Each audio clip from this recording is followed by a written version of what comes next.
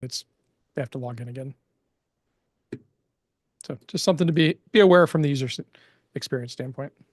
Yeah. Good deal. And people can find the login, the log out button as well, right? There it is there in the menu. Yep. Hidden away a little bit, but it is possible for people to log out. Which will spin them back to the purchase page. So that's just worth thinking about. Yeah.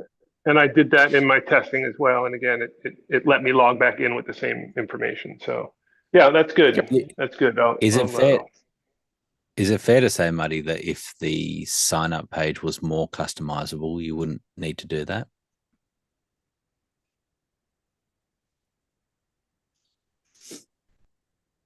I mean, Maybe.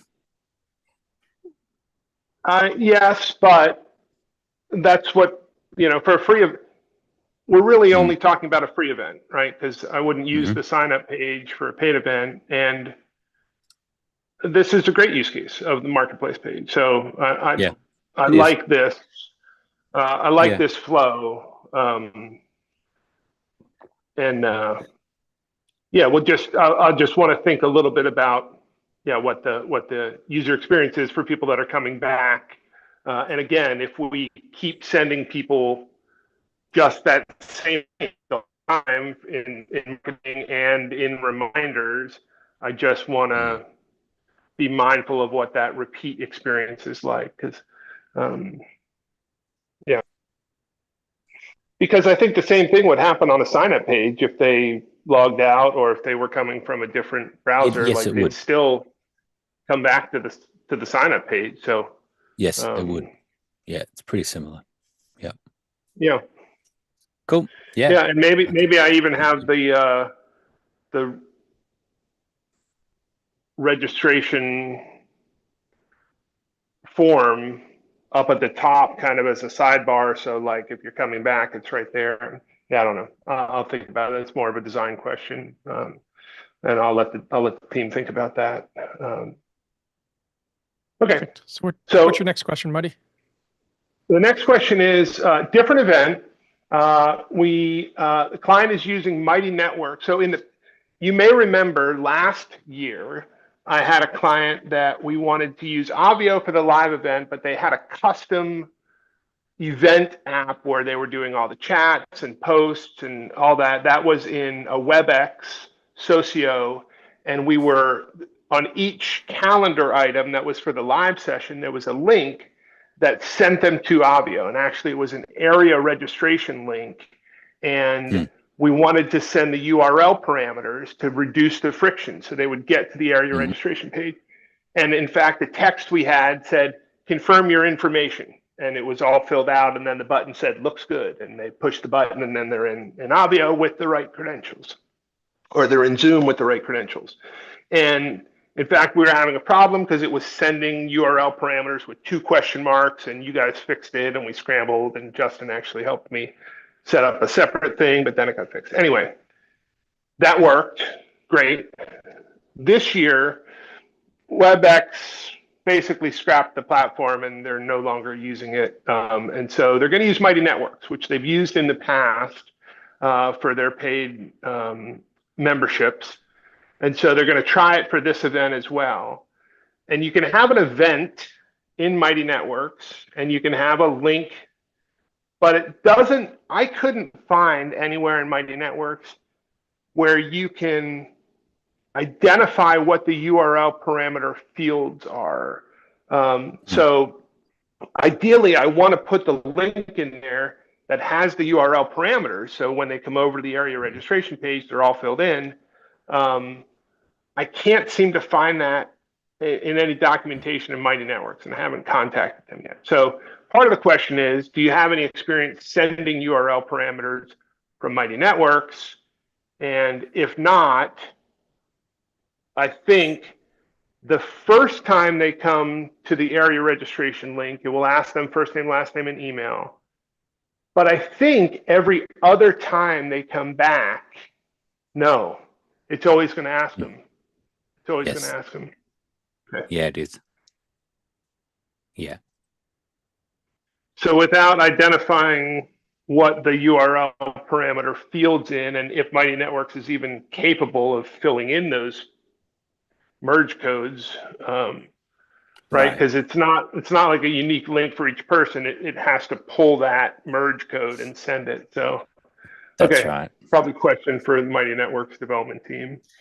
Probably, yeah. Yeah, there's not much else there other than, yeah. I mean, I can see. Like, I was thinking about the dashboard and stuff, and sending a magic link and using that instead, and but it's another friction step, and you're probably onto what you need. You just need to get it from Mighty Networks. Yeah, Yeah. even though we have a simple dashboard, we're not even using the dashboard. We're bypassing the Yeah. dashboard. We're just going straight into Zoom, basically. So, okay, Fair enough. cool. Cool. Luckily, the event's a couple weeks away, so maybe I'll have time to resolve it. Thanks. You've got some time. Yep, no worries. Hello, everyone. There's a few extra people that joined while we were chatting with Muddy. And we've got a couple of questions that have popped in. So remember the ask a question button on the dashboard. Jalenta, hello.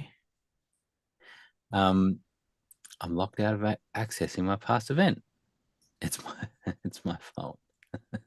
It's my fault because I adjusted the event date to test something on Zoom, but because I'm on a lower plan, it's telling me I exceeded my attendee limit. Okay. Is there a way to revert back the date so I can access the event for the data?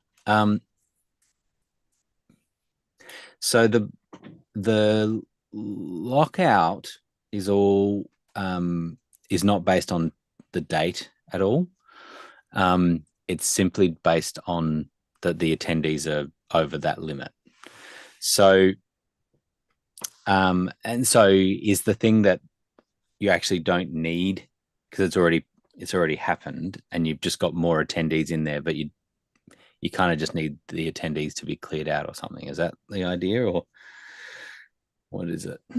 I'm not trying to, hey Grant, I'm not trying to clear out the attendees. So before I was playing around with the event dates, that's why I thought it was that. I was able to go into the event because I created the event while I was in the trial period. And then Yep. once the trial period was over, I subscribed to the lower plan because right now I don't have an active live event. So I can build it on the back end in the meantime, right? So now I actually, when I try to access it, says plan limits have been exceeded. So it's requiring me to purchase attendee blocks. And so I'm not trying to host the event anymore, right? So I wonder if there's a way to go back in time or to fix this. What event? Yeah, what event is it? What's it called? It's called Pet Industry Network Growth Summit 2025. Yeah, got it. Mm-hmm. So for this specific tier, you're limited to having a 5-day event instead of a unlimited length of an event. So I set the dates this week so I could just test something in a Zoom room because I wanted to see how some tags were showing up just for, I was doing my event recap notes. And unfortunately, now I'm basically locked out. So you were able to access it when the dates were in the past? Yes. Before I made any date changes this week, I was able to access it just fine. Huh. Yeah, okay. I guess that does make sense. I'm just thinking,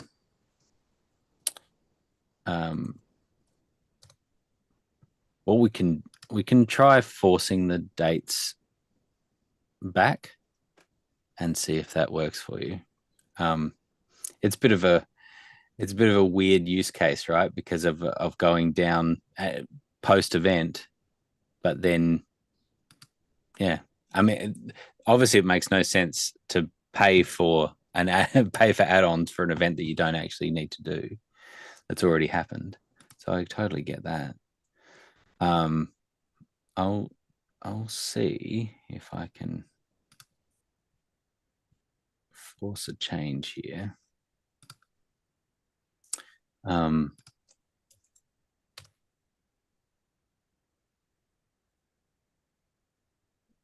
we go.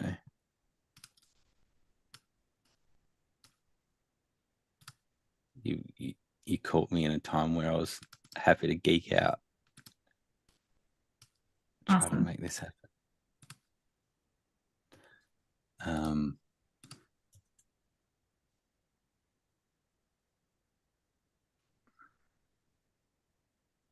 Yeah, that's working now. Oh, okay. So I changed the dates to last year. Thank you. Thank you. I'm still working So on now my you're event report, so I'm still like pulling stuff out of there. So thank you. Yeah, so remember that the dates just relate to Zoom, to the use of Zoom, but also you can still, there's sort of this test mode. It's something that we need to tidy up a little bit, but there is a test mode outside of that time, and so the test mode with Zoom allows you to have 3 or 4 people that are attendees that join, and so it'll still start Zoom. It'll just give you some warnings about it being in test mode. So if you are wanting to do some Zoom tests, you can do that outside of those dates. So Thank you so much. I really appreciate it. Yeah, you're welcome. I'm glad it worked. So in fact, I was wrong when I said that doesn't relate to the dates. What I guess the clarification is that it doesn't relate to dates in the future, as in the event has to be in the future, and so it does look at the dates, and then it looks at the attendees. And the key point is that it's looking at how many attendees you have. But yeah, it does. The first thing is it's looking at the date, so that's how we could work around it. Cool. Any other questions? Did you have any? No.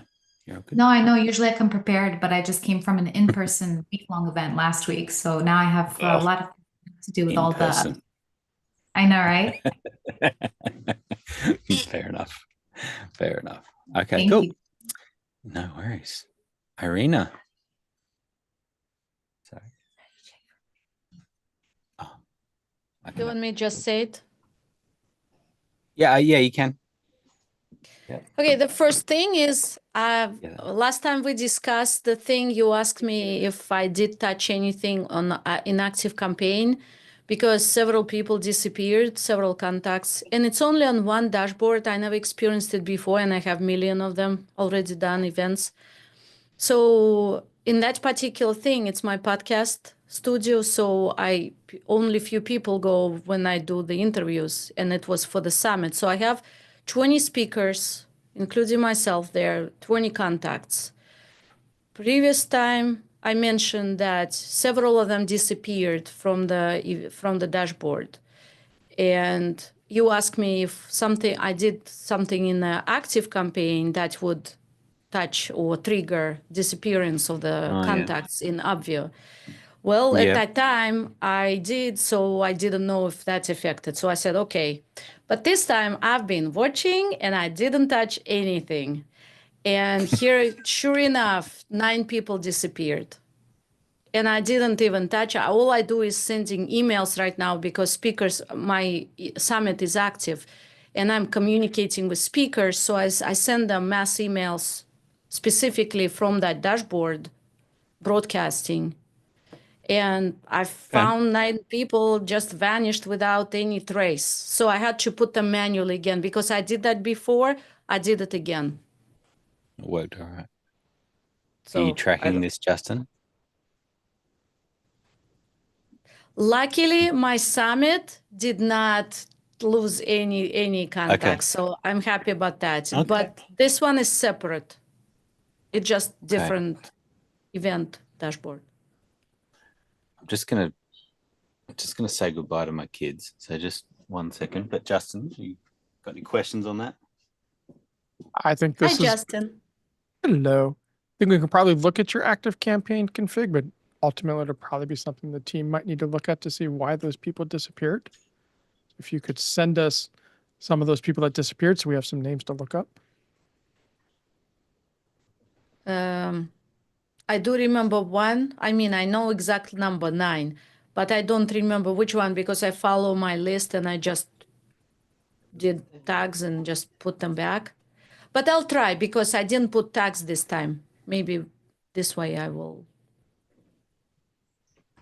To send to help at obvio.io.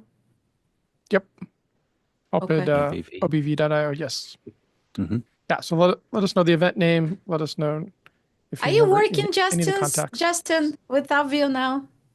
I am working with Obvio as the project manager. Oh, nice. Since I'm not in LIP anymore, I don't know. Okay, well, Yeah. so that And- was weird. Yep. And then the other thing That I is weird. would say is Yeah. just to make sure that they're tagged in active campaign. You know, it did. If they have the Obvio tag, they should stay synced. If that tag disappears out of active campaign, and it should remove them out of the event. So we just want to make sure that that tag stays. Okay. I did not touch active campaign. No tags, no anything. I didn't go there for that reason. But I'll check what they have, what tags they have and see. Sounds good. Okay. And I was talking about tags. Well, obviously, when they disappeared, there were no tags in Obvio because no contact was Right. even present. Right. Yep. Okay. I'll look in the active campaign. And to get them back in, what did you do to get them back into Obvio?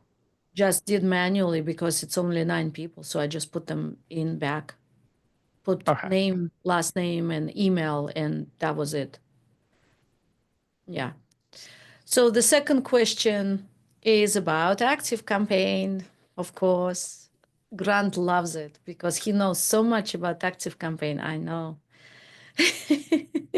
So it's the same question as before.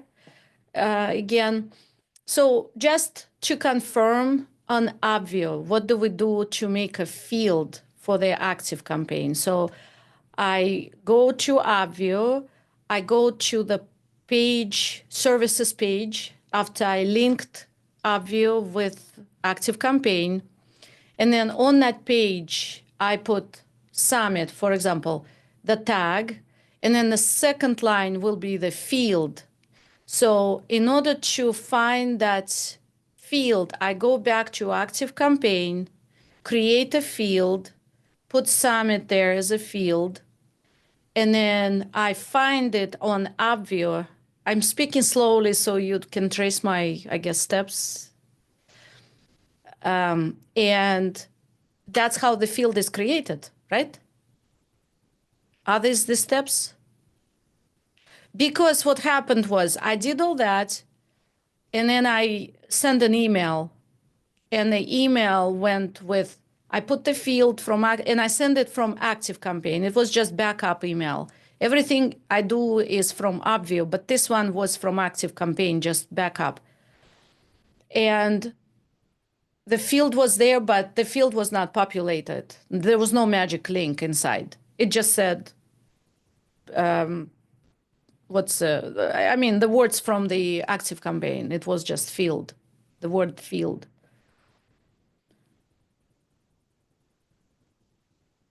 Is it something about active campaign or I missed my steps in Obvio? I think you've got the steps are right. You can create the field from Obvio in active campaign, right? There's the buttons there. We can hit create new tag, right? And you can, or the field. So which event was this on, or are you just trying to get this one was process Summit right? event, Summit. Obvio sends with the magic link. There is no problem here, but that's from active campaign. Yeah, if you go to Summit with many people there. The DG1. DG1, It's the Divine second Guidance. on top, the second from the left. Divine Guidance Mega Summit. It's the only one with many people on the banner. Okay. Because when I'm looking at that, what have you got in there? So there's about 130 people in Obvio. Does that sound right? 136. Yep. And so then when I look at the services, you've got a tag. Okay, you've got Summit.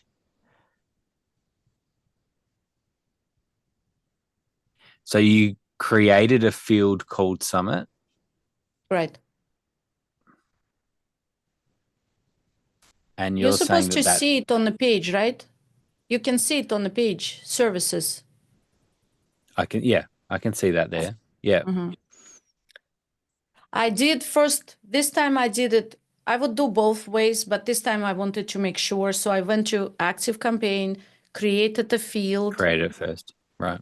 Yeah. And then I found it in Obvio from Active Campaign. I started typing and it populated and then I chose it. Yeah. And then you haven't seen it populate back in. No, it didn't. Magic Campaign. Link did not populate. It happened before, a long time ago, but I didn't pay attention to it. It wasn't my concern at that time. But now I want it to be active. And did you do this before all the attendees were created? Oh, no. Well, yeah, when I was setting it up, yeah. At the very beginning. I duplicated the event and then I created that field. And have you tried hitting import attendees again? Have you tried that at all? I didn't import because everything goes, it's all in Obvio. I mean, what to import? Maybe I'm not understanding.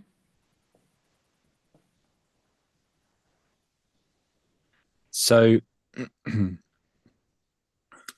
what is the flow for people signing up to this event? Yeah, first they go to landing page on the website. Yep. Then they go to registration page, or it's free, so opt-in page on Active Campaign. Okay. So Active Campaign takes them, and then they go to Obvio, because the Obvio sends a welcome email, and they show up there. And that's been working okay? Yeah, it's been working. Sometimes they don't receive emails, but that's another story. We talked about it before. But it's been working. It's been fine. And then you've got the import. So when they opt in and they kind of sign up for that event, they're getting tagged with Summit. Is that right? They get tagged in active campaign with Summit, and then Summit created, Summit checked in, all of that. Yeah. Yes, but the key one is that just Summit is what it's looking for. Yep.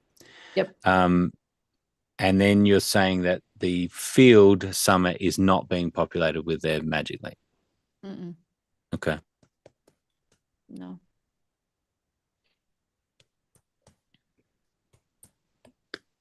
Justin, is this track with anything else that we've been looking at with Active Campaign?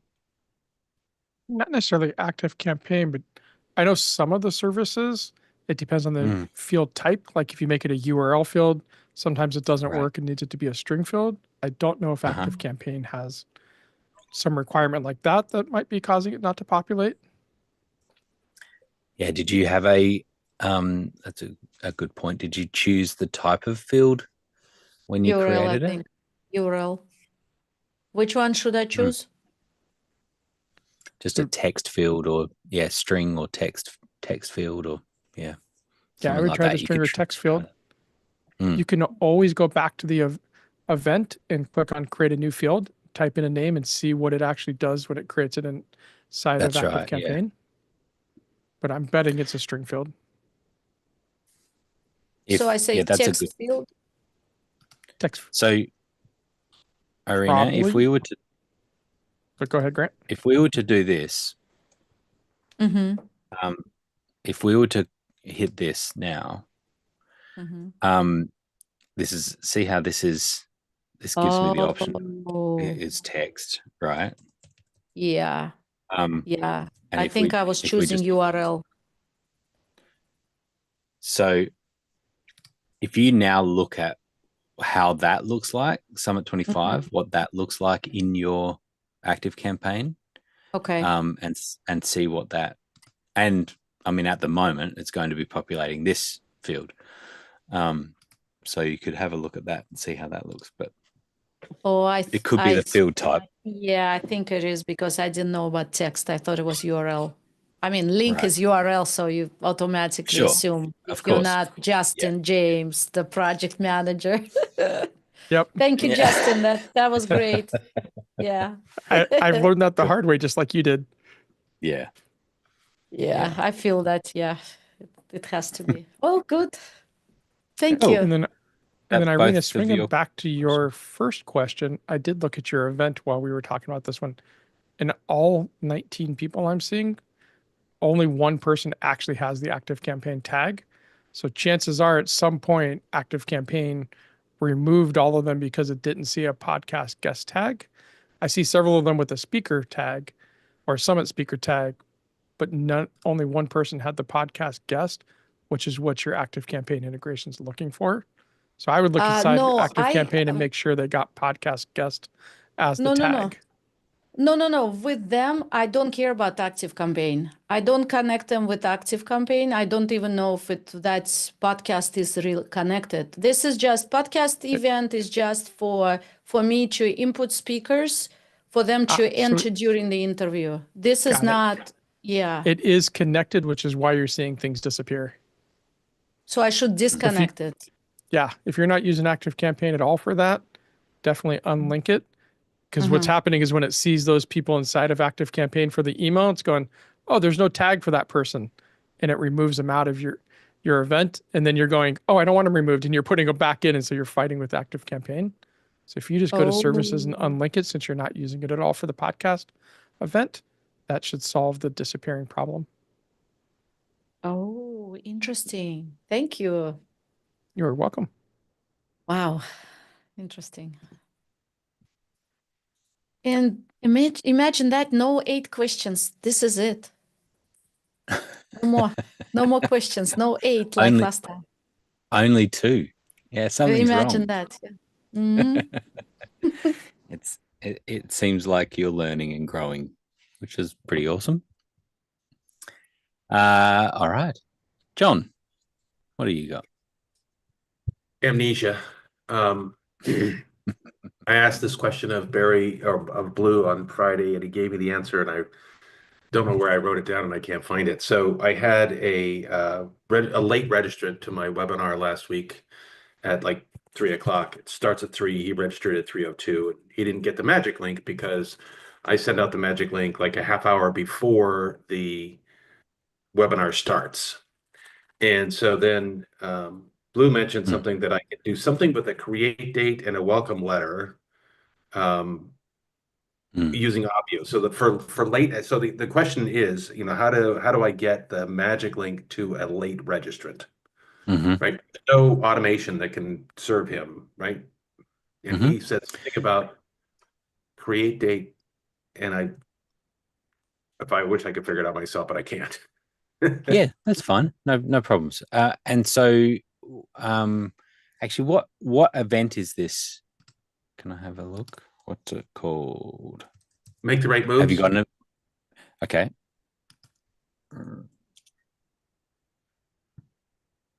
Gotcha.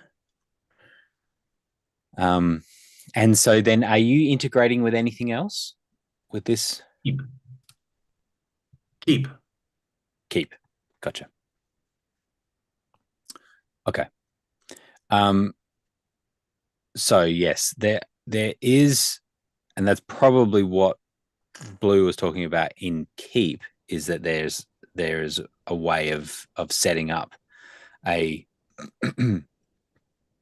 kind of like a welcome, or when a tag changes, that you can send an email based on that in Keep.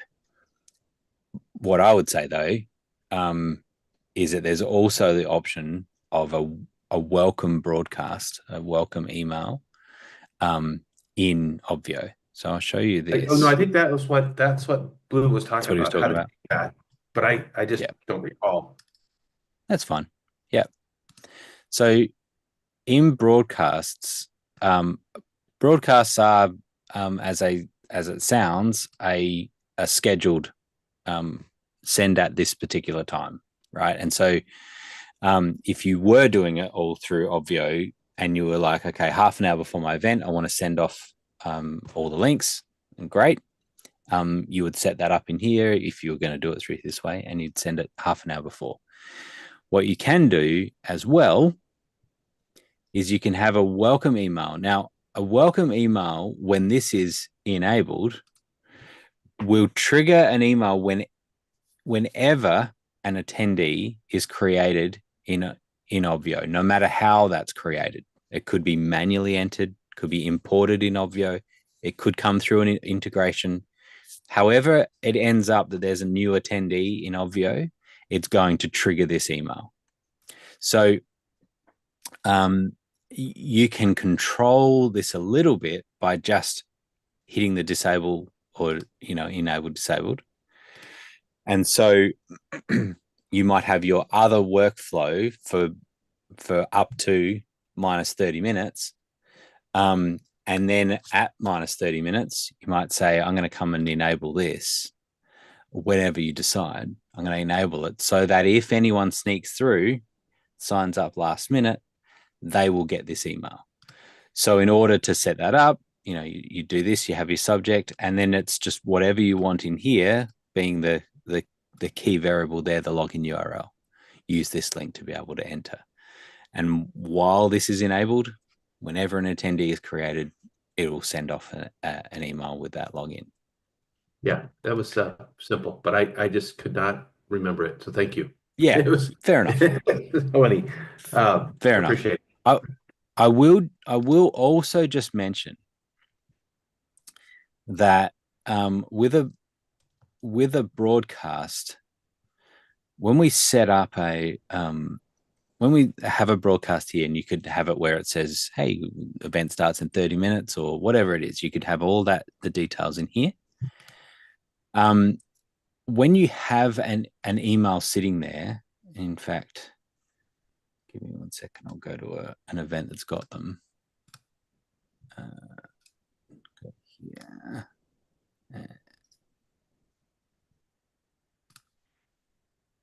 Yeah.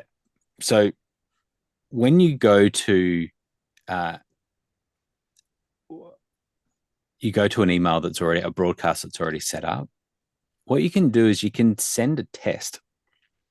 And now, of course, you would use tests to send broadcasts. Everyone, you test it to make sure it's all okay. But a little thing that I got added was that if you send the email to someone that doesn't exist in your attendee list, because there's extra fields like first name, last name, and the login URL and things like that, when you send a test to someone that is not in the system, it's going to just make up some data so that you can get an idea. So it'll say, hello, Bob, or whatever. It'll just make up a name. However, this is the change I made. If you send your test broadcast to an email address that does exist of someone that is an attendee, it will use the real data, which means all of this to say that I have used this to great effect for your use case, where sometimes I've needed to send an email again to someone, or I wanted to just get one email back to someone. I can use the test functionality, put their email address in here, and it will trigger off and they will get their email. So for what you're talking about, the welcome email is the correct approach. right? Like you want to automate it. You don't want to have a manual process. But sometimes, and this is where having support team is really helpful, right? Is particularly because of the timing. There's so much stuff going on right at that time, and having someone that's tracking an email, inbox or something that's got some support issues or whatever, not sure how to get in, that sort of thing. That's what we sometimes get, where it's like, oh, I think I might have entered the wrong email address when I registered, so I haven't got my welcome email. How do I get in? That's an example of where a support person could go to the attendee, update their email address, and then go and send the welcome email, an email back to them, and now they've got it. And so I say all of this because I've worked on lots of events before we had lots of these functionality. We didn't have the welcome email. We didn't have any of this, and it was such a pain to get the people their login URL, where it was like, oh, I'm going to go copy it and I'm going to go to my own email and send them a link. It was just a very clunky way of doing it. So now we've got a couple of things that can really help. But I think it's a helpful thing to think of for everyone. Because I know a lot of people are solo, running these events solo. And that it can be a challenge. It's one of the things I'm thinking about. Is there a way that we can, help each other on events, on sometimes these smaller events, where we still do want some support staff. We do want, someone that might sit in a help desk Zoom meeting, for example, and they're keeping track of tickets that are coming through or emails that are coming through for support. That sort of stuff is the type of thing I'm thinking about. But you can see, particularly when the numbers are low, you've got an event with 20 people and you've got 2 people who can't access it. It's like it's 10% of your audience. Yeah, it is a big deal. And so you really want to help them out, And so there's a few of those things that we've got a couple of those tools that can help. And then I'm thinking particularly about how can we help in some of these smaller events to make sure that people are getting through, But anyway, answered your question. Welcome email. Yeah, and I would tell you, I think you're helping in smaller events is really, really valuable. I have an assistant who is able to help, but it's harder because I mean, I'm learning Obvio and I'm trying to teach her Obvio. And so she's going to be a few steps behind me for a little while. So just catching up, but it's a process.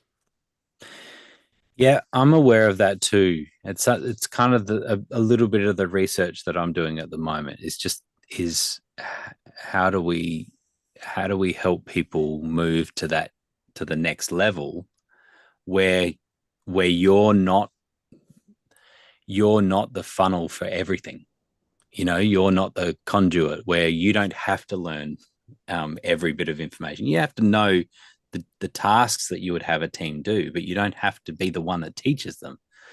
I think that's a key thing, because all the time that you're pouring into learning all of these systems is time that you're not spending on the strengths that you have, right? Like it's time that you're not pouring into building out your content and building the community and whatever it is, fine tuning your skills. That only you can do. That some of these other things we're talking about, lots of people can do, and so all I'm doing at the moment is defining the problem.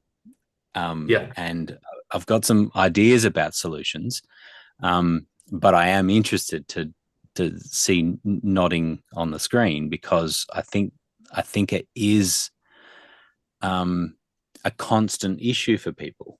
Is it's like there's this overhead of learning all these things, and then I'm likely not going to be the one that's doing it anyway, and so I'm learning all this stuff to then try to pass it on to someone else, and it's losing some of the specifics in the process. So Yeah, there's something to that. So I think there are some key roles that can work for an event, and having people skilled in that is really key. But support is a pretty important area for your event, and I think one thing that helps is having multiple ways of communicating with your people.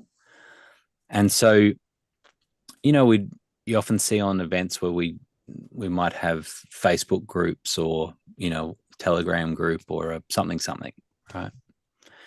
And I think there is value in that, to be able to firstly communicate with people outside of email, so that you're kind of getting away from the noise of email.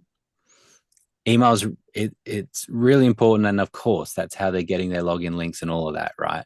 But having another way of communicating with them is really good, particularly when it has push notifications.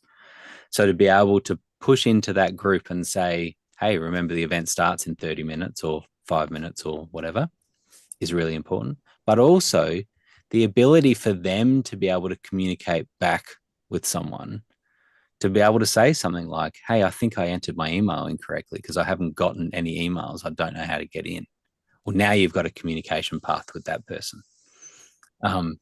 It's another reason to also have their cell phone. If they're happy to provide their cell phone, then at least you can communicate. You can send them text. You can call them if you have to. You have support people to call them and get them in. The good thing is now that most people are familiar with Zoom, and all of that process works well. But if they put their email in incorrectly or something, then that's a problem. So, yeah. So I hadn't thought about it until you brought this up, but I can I'm use WhatsApp in a couple of places. But, so that could be the alternate channel that we educate our attendees to use. Yep. So that's something that April can monitor. If I'm the one on the camera, I'm not looking at text. No. I'm barely looking at chat. Yep, absolutely. And and that's the thing that I'm thinking about, is because, John, you're not the only person on this call that's in that same boat.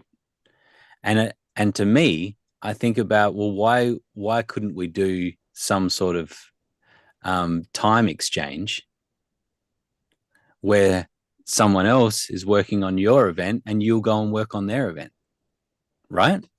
Like, and with the idea of just helping each other out. You understand the roles, and now this can work really well. So it's the type of stuff that I'm going to talk. I'm about to spend a few days with. You like that, Kat? I love that, because in the early days, I spent a lot of time supporting other organizations and other leaders. And I did my event several times, and it was always something that I know people in the group already mastered, but I hadn't yet. And I have mastery of coaching TEDx talks. I would be glad to do an exchange of that. So many people are wanting to know how to speak better. So I just think that's a brilliant idea. Within this small contained community, it opens the door and welcomes collaboration. Yep, totally agree. And it's a way of having a team without having to pay a team. Ultimately, is what it is. And so I think that can work. But yes, having multiple forms of communication is really key. And as you said, John, you're not needing to track all of that. And so having someone else, there's a few roles that I think if I was going to build out a team, a minimum team, what would I have? And I think that there is, like, even a host would be great as well, right? There's someone that's not you, someone that does the housekeeping. They welcome everyone. They do they do a bit of housekeeping. They keep it all really clear, and then they hand off to you. That's really cool. Having someone who's tracking the chat for you, so that if there's questions missed or things like that, and they're just keeping things in tap, and they're someone that can interrupt you. So you have one person that can do the interrupting and say, hey, there's a key question here. Can we slow down for a second and recover this, or whatever it is? That type of role is really cool. And then the support role, of course, as well, as helping people in and out, and watching the Zoom and that sort of stuff. So there's a few there. No, some of those are actually already on my list of, like, how do I do this? So, and that's, I think at some point for me, as long as you can figure out the right question, you can go find an answer. So I'm getting the questions. Totally. Yeah. And I think that there is often more power in questions than there is in answers, right? Because a question will spark more questions for people. And so we often get that wrong in events, where we think that the answers are the key. And so we spend all our time doing answers, which means that we ask 2 questions. Oh, we've got time for a couple of questions, 5 minutes at the end of this session. And we have time for 1 or 2 questions. Meanwhile, people have got 20 or 30 questions. Well, what if you were flipping that and spend more time on asking the questions, just getting the questions out, having quick answers where it's appropriate, but just the idea of, how about we just get all of our questions out?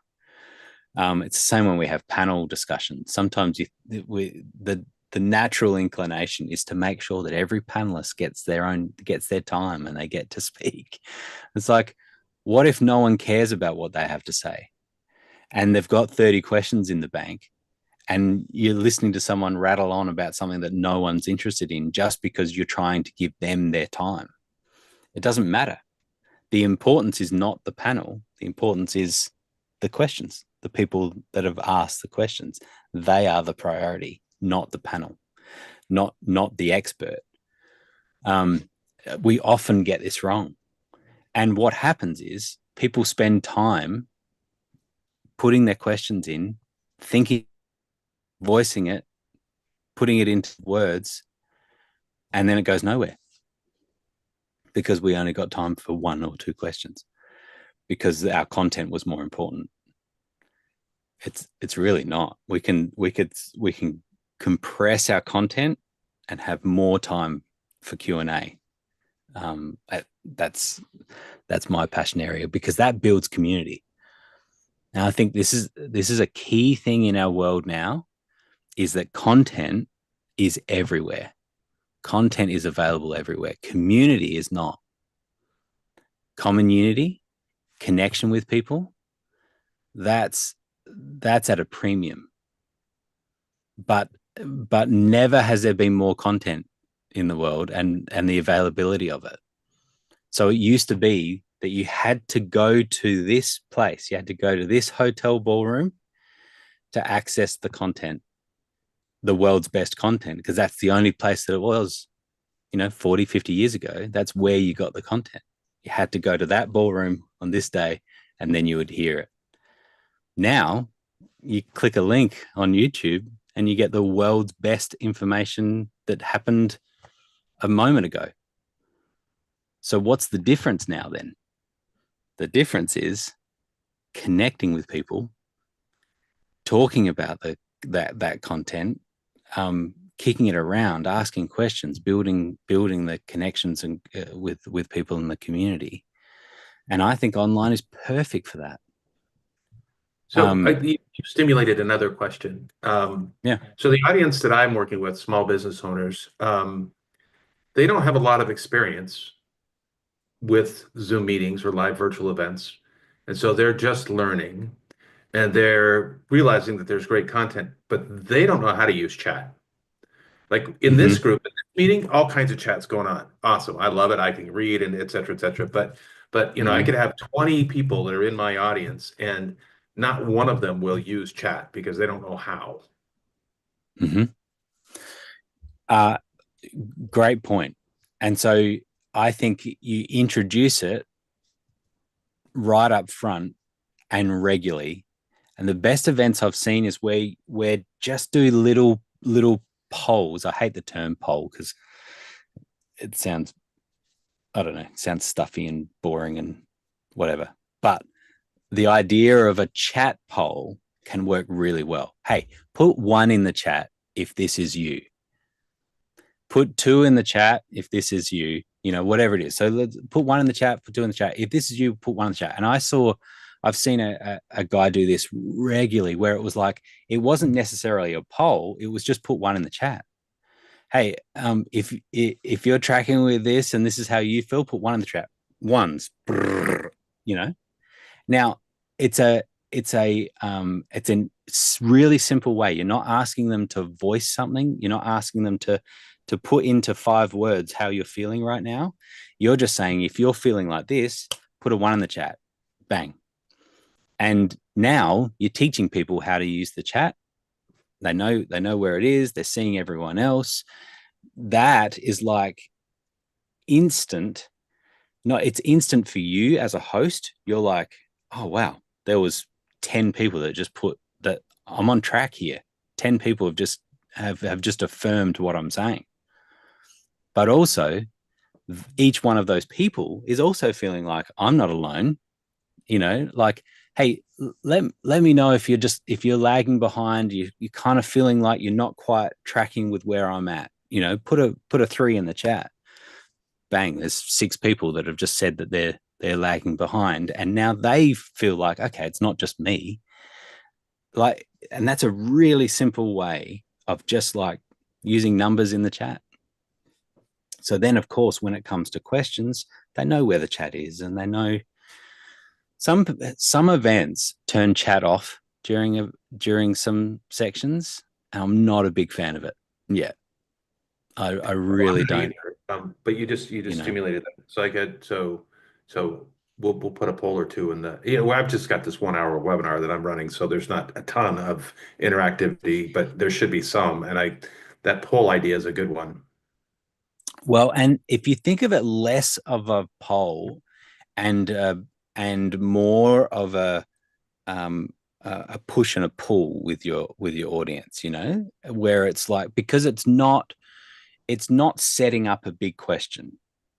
It's just a way to get some instant interaction. So you can say it multiple times, regularly. Hey, yeah, let me know if you've got more questions about this. Just put a 1 in the chat. And you just glance across to it, right? It's less about it being a full setup of poll. What's your favorite color? If it's red equals 1, if it's blue equals 2, it's more just a simple, like, bang, just put this in. Put a Y, put a yes, put a, that type of thing. I'm thinking of how April, my assistant, could help in that space. I can remember to say put a 1 in or put a 2 in, but she can ask a different question and engage them, because getting them to read chat. So most of it was really interesting. If you open chat, it shows up on the right-hand panel and you can read it and it doesn't block anything. But if you don't open chat, it shows up right in the middle of the screen, right over something. It keeps popping up. Right. So literally I have to tell them, hey, open your chat screen so that this doesn't happen. So that's a housekeeping thing, isn't it? Right? Like, right up front of the event, it's like, all right, so here we are. Let's think about the strengths and weaknesses of what we're doing right now in this online event. The strength is that you can see the screen far better than if we were in person. If I'm showing you a detailed graph or an image or something, you're going to see that better than if we were all sitting in a ballroom looking at a dull projector. That's a massive advantage with what we've got right here. We can see these things really well. A disadvantage of what we have is that you could have 17 different apps open that's pulling on your attention all the time.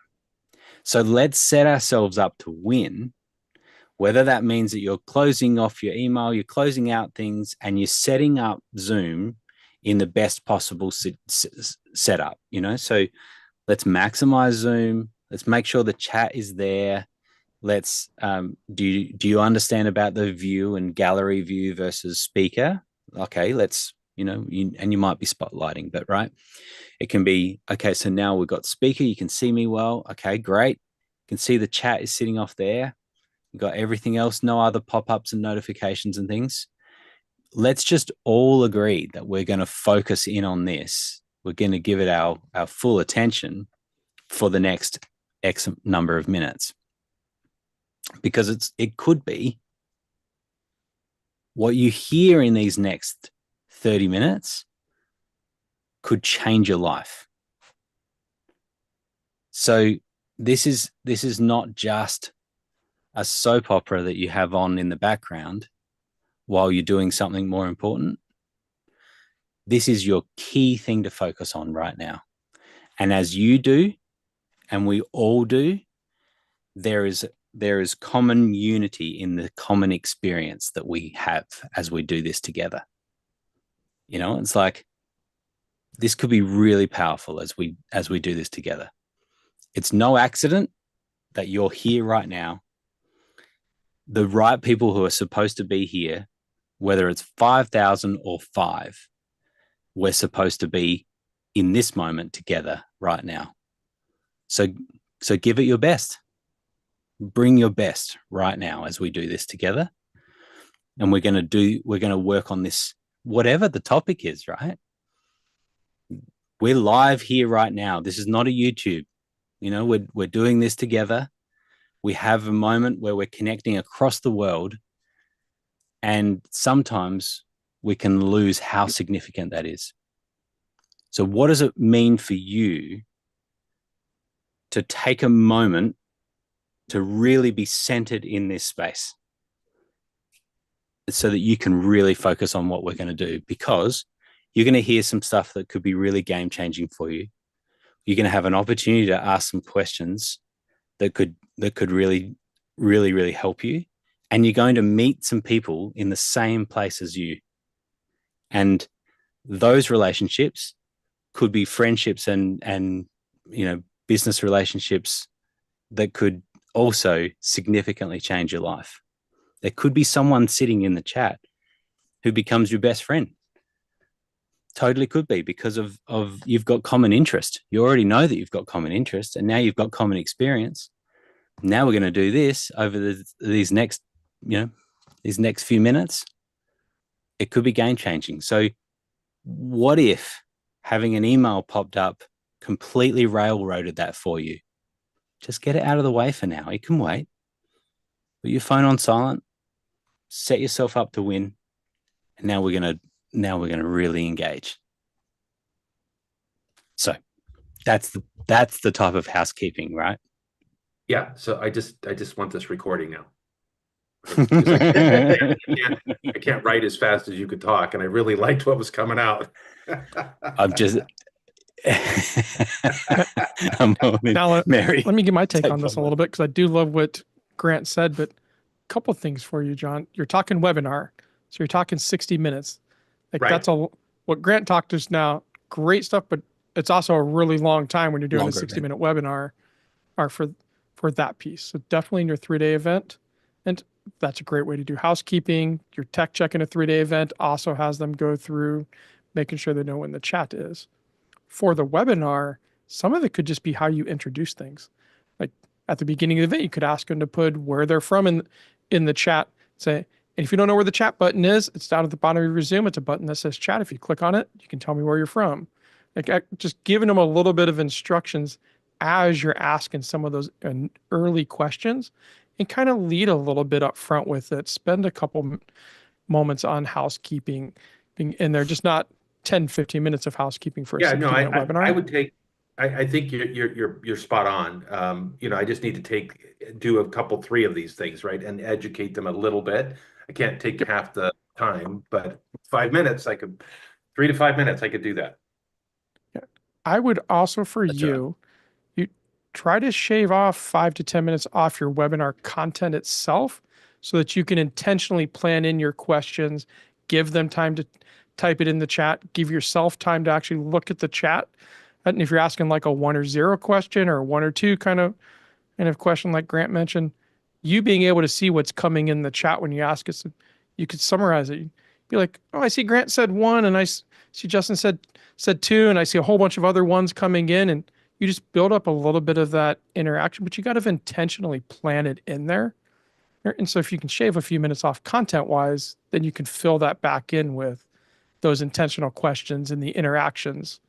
Because the more you can interact on the backside of asking the question, the more they're going to want to interact with you. Yeah, good. Thank you. And then It's good last stuff. thing, Yeah, good. yeah, last thing, I would not have your assistant ask additional questions in the chat.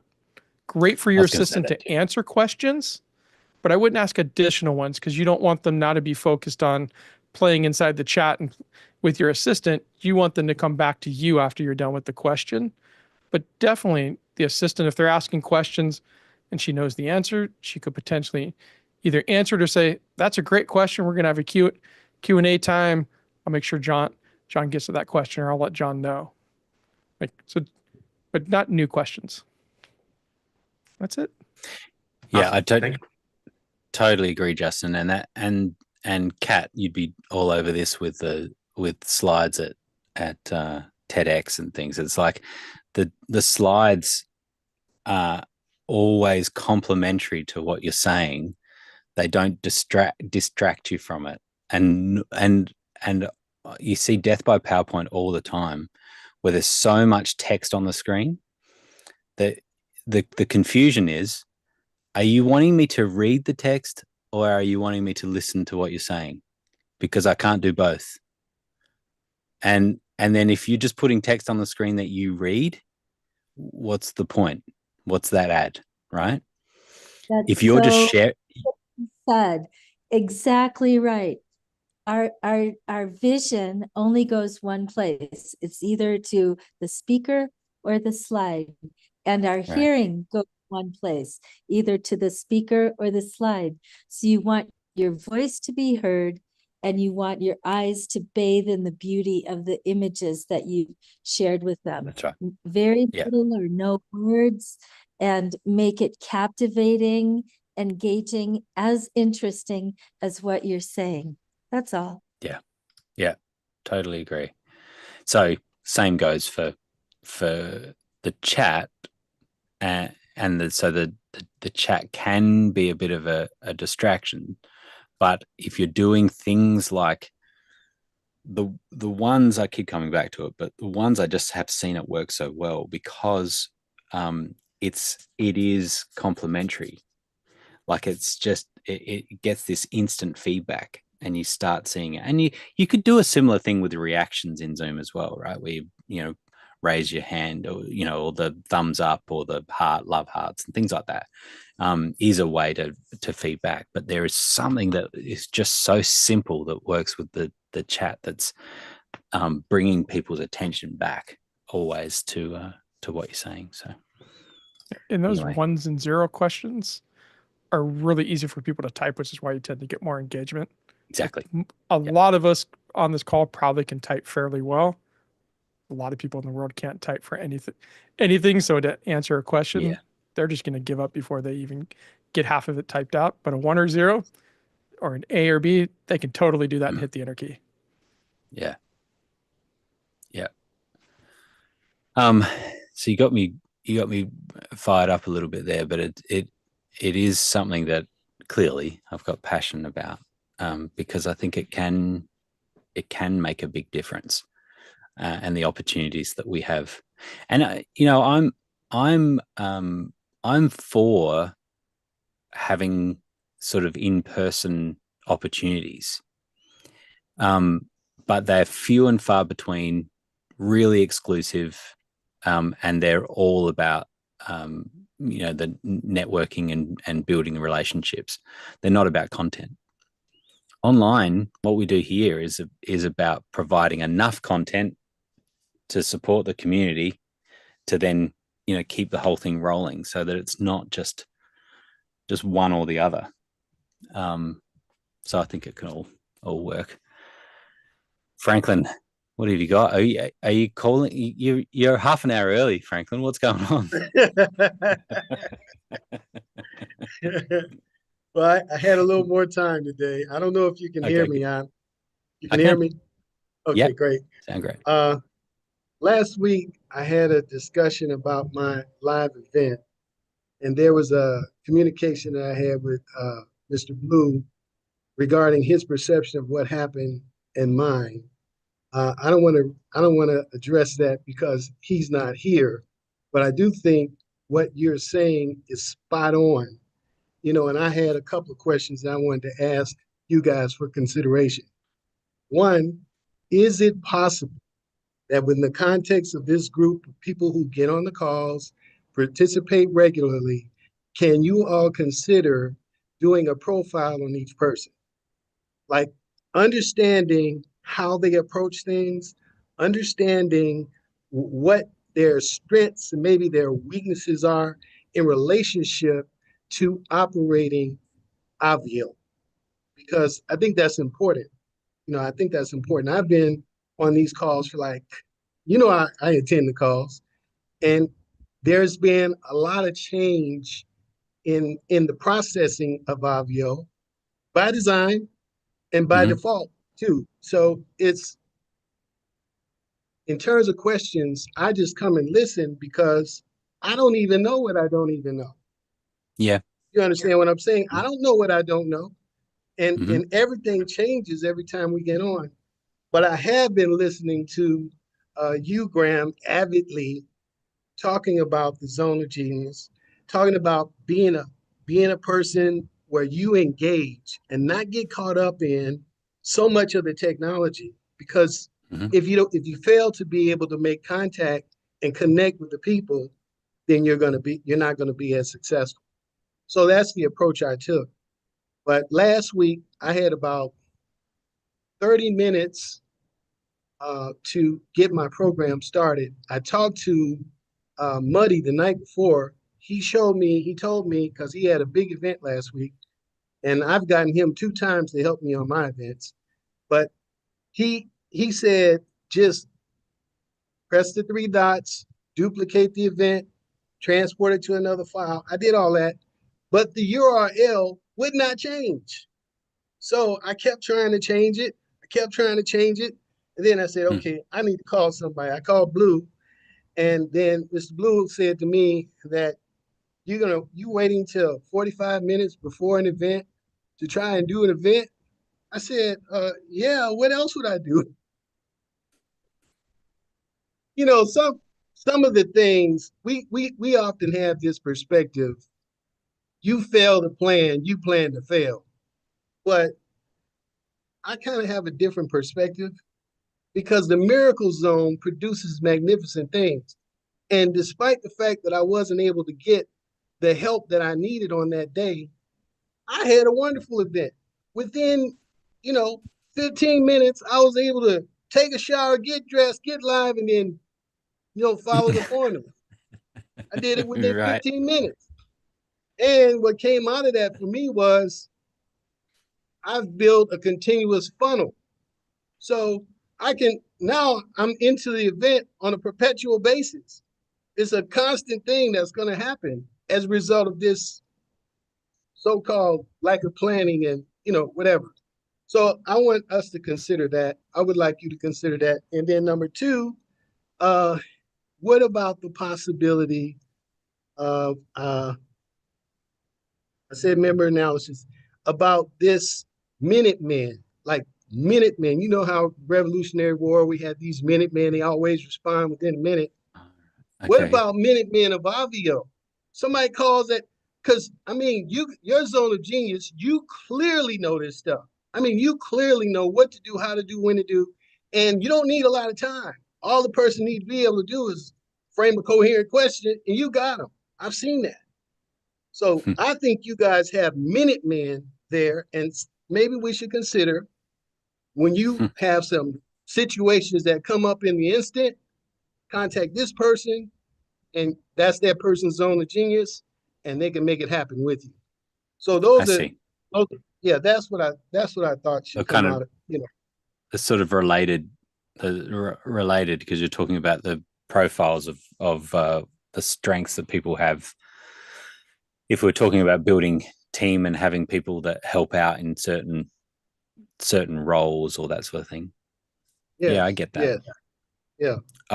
So anyway, I just wanted to say to you, Graham, because you had been so consistent with saying how important it is to connect with your audience, to communicate with your audience, that put less of an emphasis for me to be concerned about the tech, for all the attendant reasons associated with that.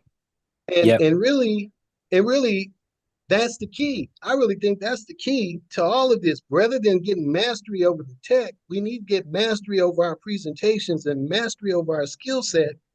That's what's going to make people get into our program. So anyway, I just want to say thank you for what you've been doing, because that really helped me. And now, it's gonna, instead of it being a deficit for me, it's propelling me. The thing that I'm still wanting to do relative to Obvio is Obvio has distinctive advantages in terms of organization and access and transportability and privacy. So those are the things that keep me trying to come back and learn. But I had to use probably Blue Mike, he had issues with StreamYard, but I used StreamYard. I surely did, because I know how to operate StreamYard, right? I'm good on StreamYard. I'm good with StreamYard. So that's how I was able to pull it off. Anyway, I just wanted to share. That's it. It's good.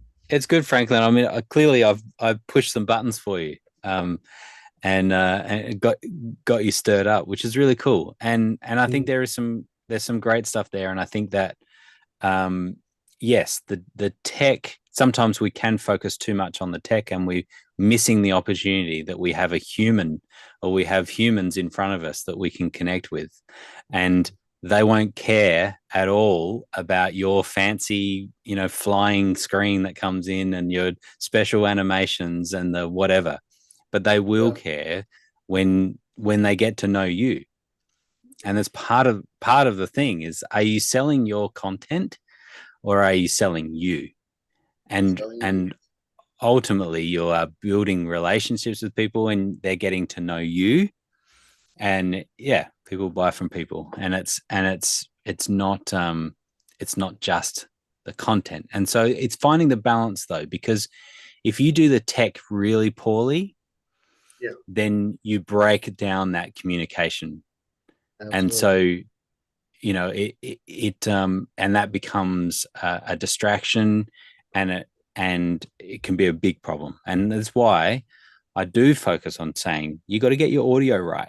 If you get nothing else right, get your audio right, because that's how people are connecting with you. That's how they're hearing you. It's like they really can feel what you're saying, and there's an authority that comes with good sound, and that is not the same when the sound is bad. And we all know that just from meetings that we're on. People that sound big, echoey sound, it just doesn't sound the same when someone sounds really close and clear and full. It sounds like I'm sitting with you, and that's what you want to create that experience. But yeah, I think there's some great points in there, Franklin, about the profiling, profile type of stuff that we can do as we build out. So I'm about to, on Saturday, I'm going to be in Vegas with Blue, and so we're going to have some time to kick around some ideas on some things, and so that'll be good. And which means that next week I'll be in Vegas, which is cool. So I'll be able to join everyone then. Tell you what, it's a Broadcasters Association, NAB show it's called. It's a National Broadcasters Association. And it's just a massive show of all the techie, geeky gear that comes out with the broadcasting stuff. So I guess I would say, Franklin, about preparation, not to get in the middle of your discussion with Blue, but my take on that is, if you were doing this event in person, what preparation would you do, and how early would you get to the venue, and what sort of setup would you do?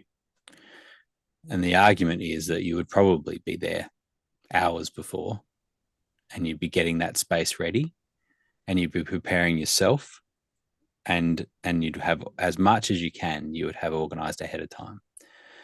That's true, but also for me though, if I got there 2 minutes before, I'd still be ready. So I've trained that way.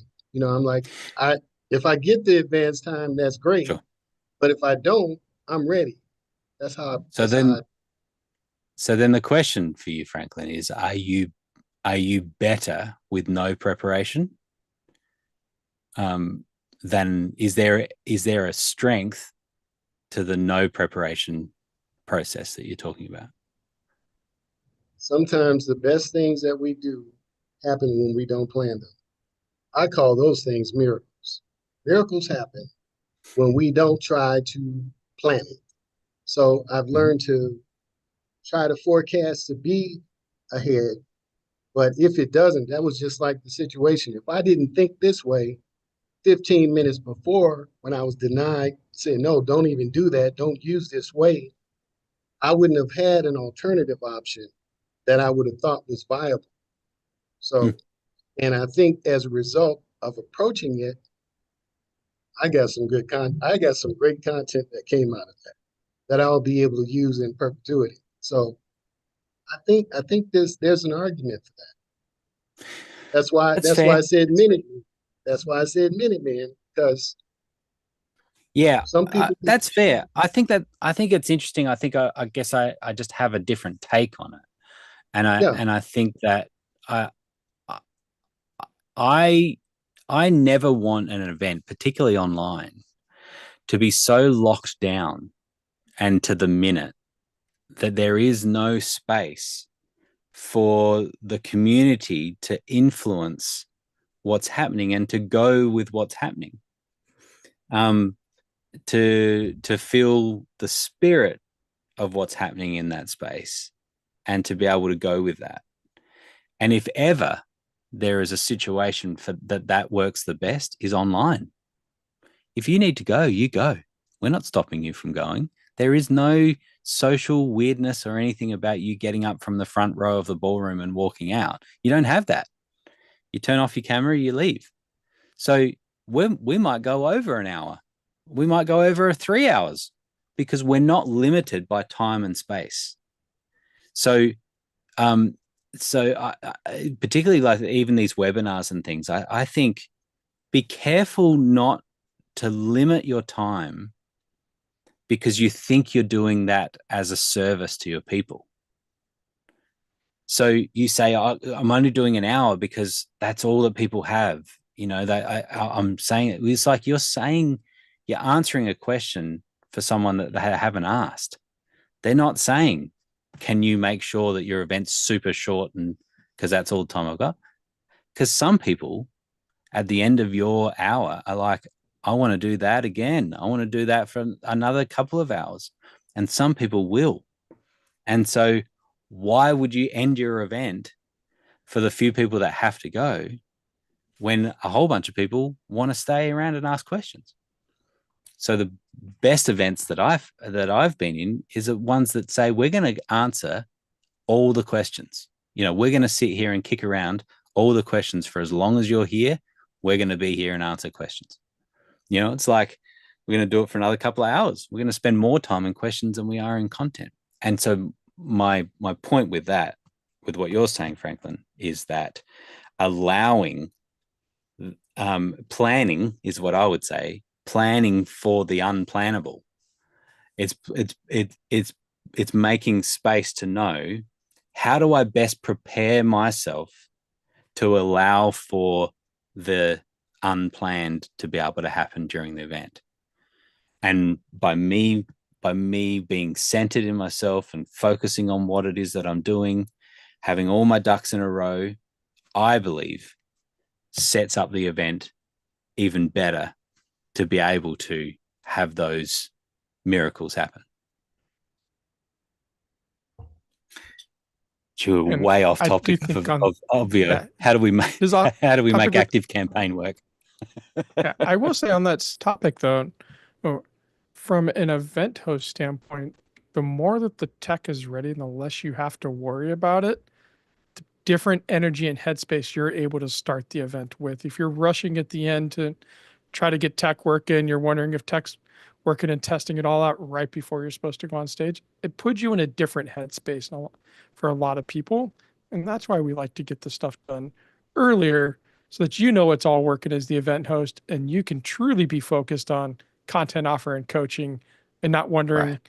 did your team get everything working right? Or did you get everything working right in there? So that's why you got a little bit of a push, Franklin, to have a little bit more planning in there. Doesn't mean you have to take longer to do this stuff. You just might get it done a little bit sooner. Yep, that's good. All right, I'm off my soapbox now.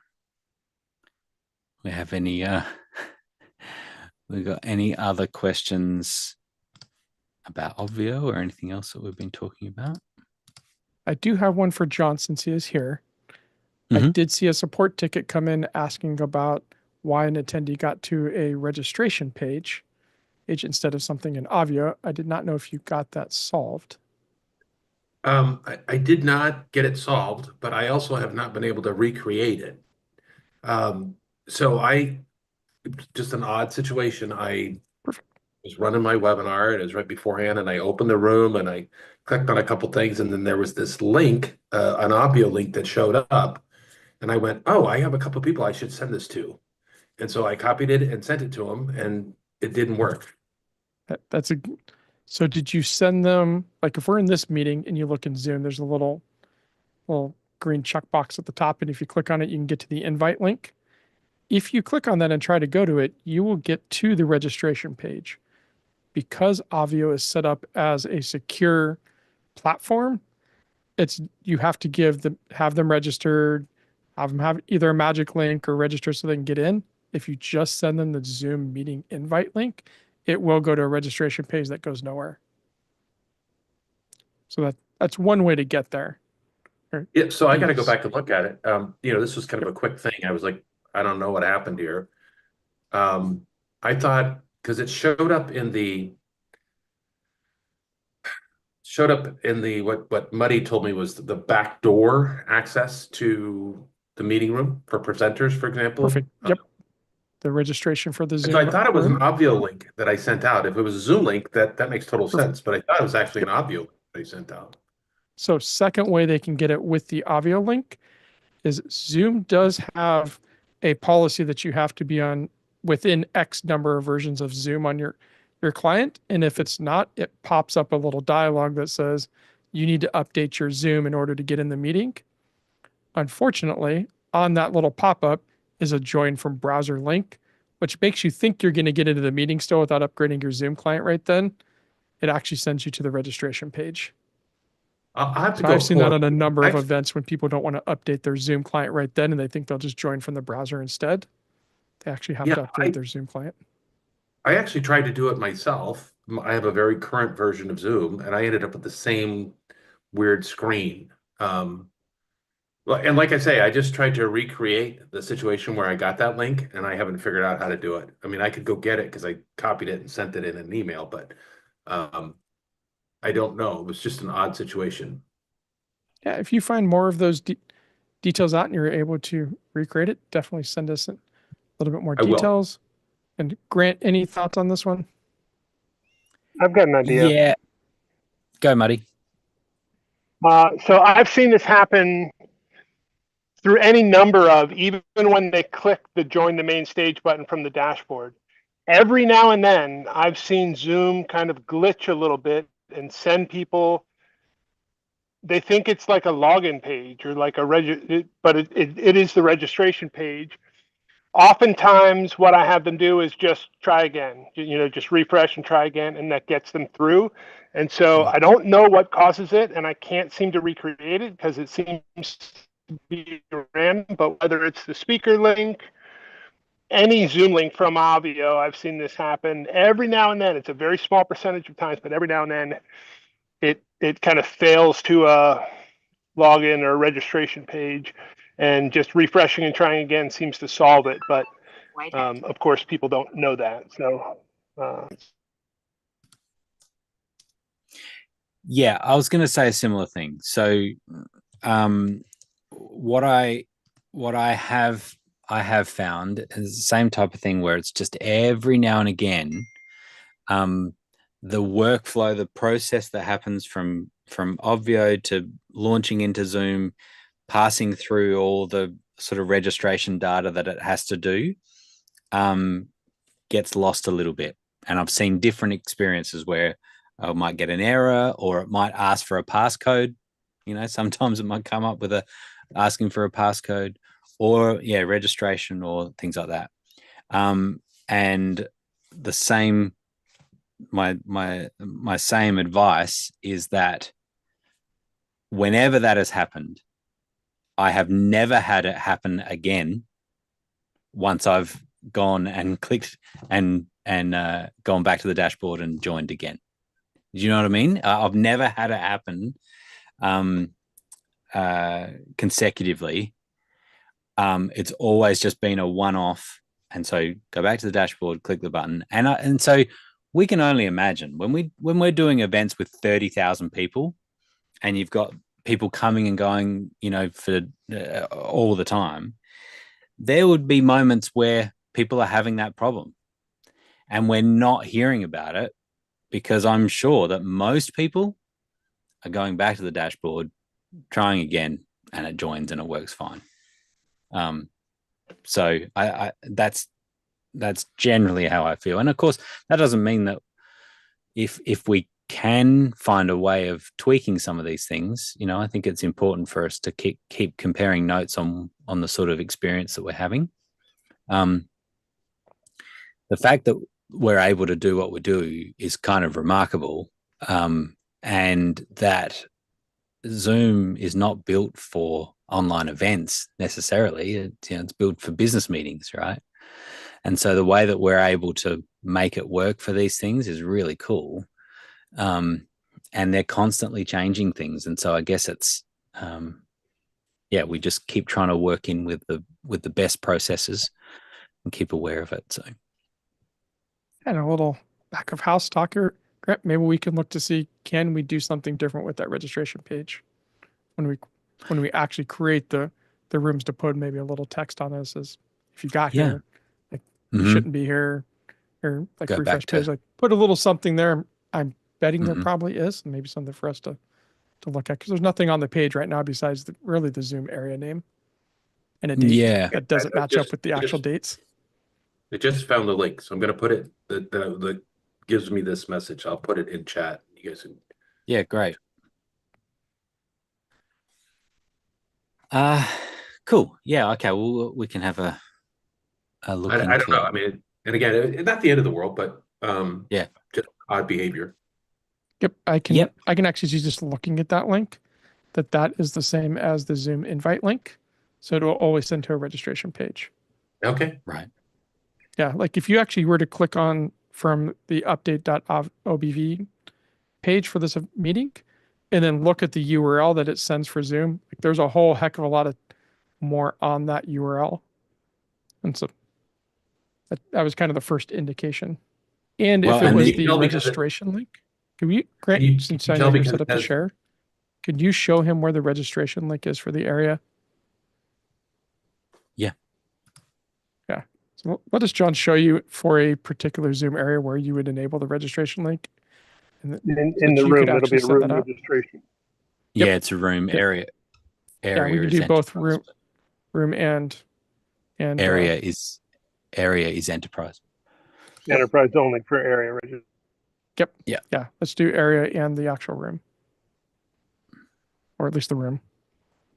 Yeah. So I'll just show you there. When you go to Zoom areas and go to an area, when you come down and select the room number,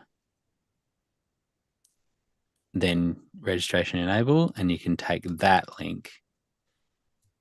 And that's the one that will get people directly into the Zoom meeting, whether the area is online or not. And so you can customize this page, but yeah, first name, last name, email, join Zoom meeting, and that directs them straight to the Zoom meeting without going through the dashboard.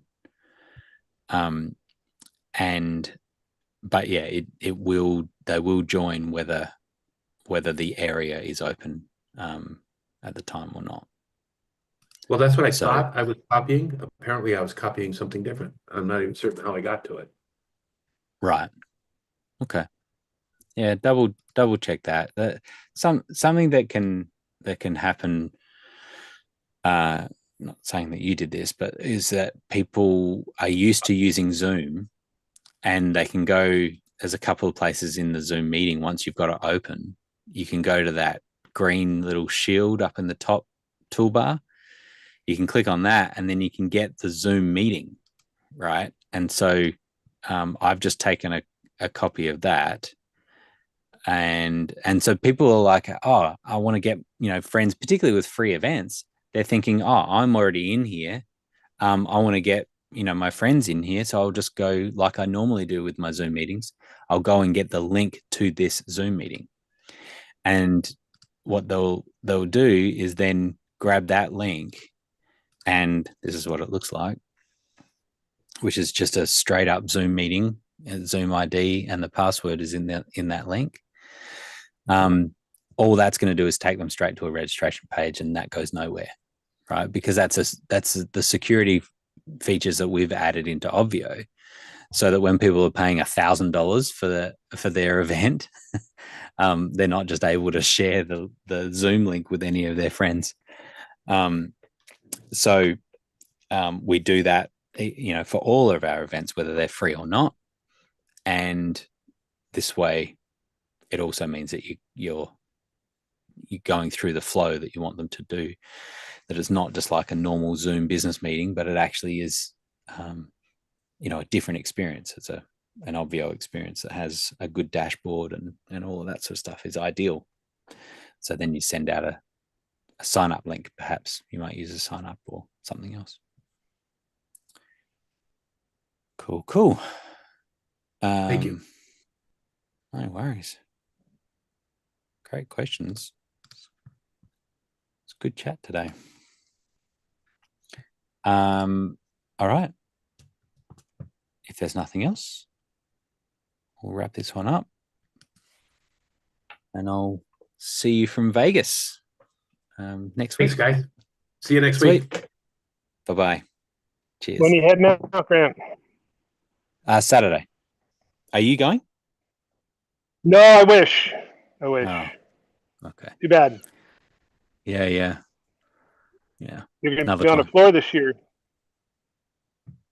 Yeah, another You're time. what? All right. I said you're going to be on the floor this year as opposed to leading the conversation from Adelaide. Exactly. That's right. Yeah, it'll be a different experience. It'll be great. Cool. All right. Bye, everyone.